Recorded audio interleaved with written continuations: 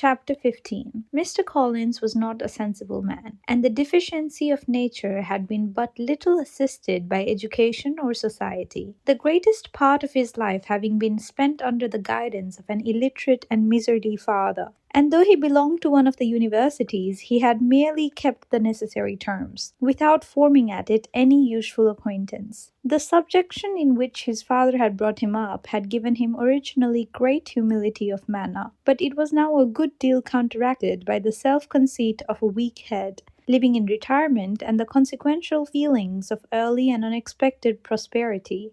A fortunate chance had recommended him to Lady Catherine de Bourgh when the living of Hunsford was vacant, and the respect which he felt for her high rank, and his veneration for her as his patroness, mingling with a very good opinion of himself, and of his authority as a clergyman, and his rights as a rector, made him altogether a mixture of pride and obsequiousness, self-importance, and humility. Having now a good house and very sufficient income, he intended to marry, and in seeking a reconciliation with the Longbourn family, he had a wife in view, as he meant to choose one of the daughters if he found them as handsome and amiable as they were represented by common report. This was his plan of amends, of atonement for inheriting their father's estate, and he thought it an excellent one, full of eligibility and suitableness, and excessively generous and disinterested on his own part. His plan did not vary on seeing them. Miss Bennet's lovely face confirmed his views, and established all his strictest notions of what was due to seniority. And for the first evening she was his settled choice. The next morning, however, made an alteration, for in a quarter of an hour's tete-a-tete with Mrs. Bennet before breakfast, a conversation beginning with his parsonage house, and leading naturally to the avowal of his hopes that a mistress for it might be found at Longbourn, produced from her, amid very complacent smiles and general encouragement, a caution against the very Jane he had fixed on. As to her younger daughters, she could not take upon her to say. She could not positively answer, but she did not know of any prepossession. Her eldest daughter, she must mention, just she felt incumbent on her to hint, was likely to be very soon engaged. Mr. Collins had only to change from Jane to Elizabeth, and it was soon done. Done while Mrs. Bennet was stirring the fire. Elizabeth, equally next to Jane in birth and beauty, succeeded her, of course.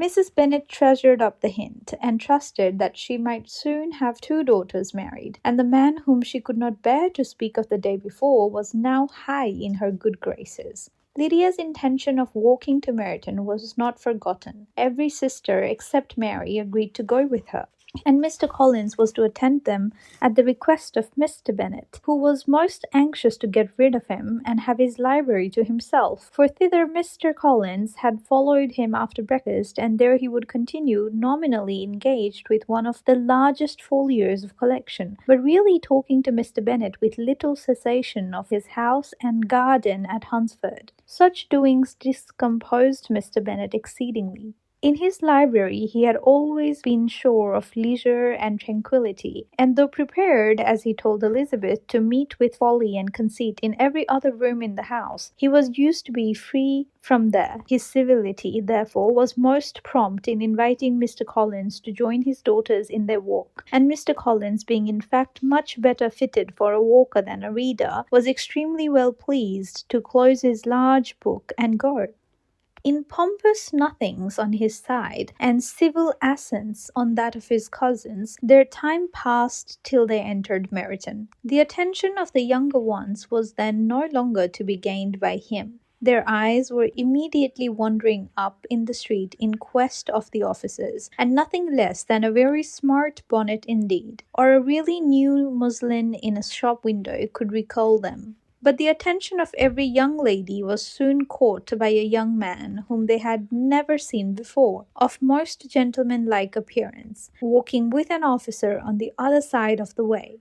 The officer was the very Mr. Denny, concerning whose return from London Lydia came to inquire, and he bowed as they passed. All were struck with the stranger's air. All wondered who he could be, and Kitty and Lydia, determined if possible to find out, led the way across the street under pretense of wanting something in an opposite shop, and fortunately had gained the pavement when the two gentlemen turning back had reached the same spot. Mr. Denny addressed them directly and entreated permission to introduce his new friend, Mr. Wickham, who had returned with him the day before from town, and he was happy to say had accepted a commission in their crops. This was exactly as it should be, for the young man wanted only regimentals to make him completely charming. His appearance was greatly in his favour. He had all the best part of beauty, a fine countenance, a good figure, and very pleasing address. The introduction was followed up by his side by a happy readiness of conversation, a readiness at the same time perfectly correct and unassuming, and the whole party was still standing and talking together very agreeably, when the sound of horses drew their notice, and Darcy and Bingley were seen riding down the street. On distinguishing the ladies of the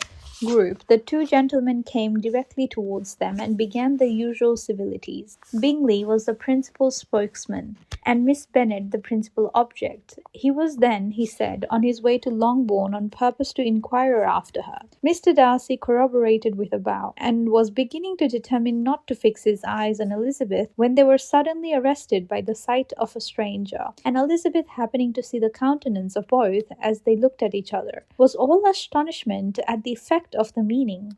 Both changed colour. One looked white and the other red. Mr. Wickham, after a few moments, touched his hat, a salutation which Mr. Darcy just deigned to return. What could be the meaning of it? It was impossible to imagine. It was impossible not to long to know. In another minute, Mr. Bingley, but without seeming to have noticed what passed, took leave, and rode on with his friend. Mr. Denny and Mr. Wickham walked with the young ladies to the door of Mr. Phillips's house, and then made their bows, in spite of Miss Lydia's pressing entreaties that they would come in, and even in spite of Mrs. Phillips throwing up the parlour window and loudly seconding the invitation. Mrs. Phillips was always glad to see her nieces, and the two eldest from their recent absence were particularly welcome, and she was eagerly expressing her surprise at their sudden return home, which, as their own carriage has not fetched them, she should have known nothing about, if she had not happened to see Mr. Jones's shop boy in the street, who had told her that they were not to send any more draughts to Netherfield because the Miss Bennets were come away, when her civility was claimed towards Mr. Collins by Jane's introduction of him. She received him with her best politeness, which he returned with as much more, apologizing for his intrusion without any previous acquaintance with her, which he could not help flattering himself, however, might be justified by his relationship to the young ladies who introduced him to her notice. Mrs. Phillips was quite awed by such an excess of good breeding, but her contemplation of one stranger was soon put an end to by exclamations and inquiries about the other, of whom, however, she could only tell her nieces what they already knew, that Mr. Denny had brought him from London, and that he was to have a lieutenant's commission in the shire. She had been watching him the last hour, she said, as he walked up and down the street, and had Mr. Wickham appeared, Kitty and Lydia would certainly have continued the occupation, but unluckily no one passed the windows now except a few of the officers, who in comparison with the stranger were become stupid, disagreeable fellows. Some of them were to dine with the Phillipses the next day, and their aunt promised to make her husband call on Mr. Wickham, and give him an invitation also if the family from Longbourn would come in the evening. This was agreed to, and Mrs. Phillips protested that they would have a nice, comfortable, noisy game of lottery tickets and a little bit of hot supper afterwards. The prospect of such delights was very cheering, and they parted in mutual good spirits. Mr. Collins repeated his apologies in quitting the room,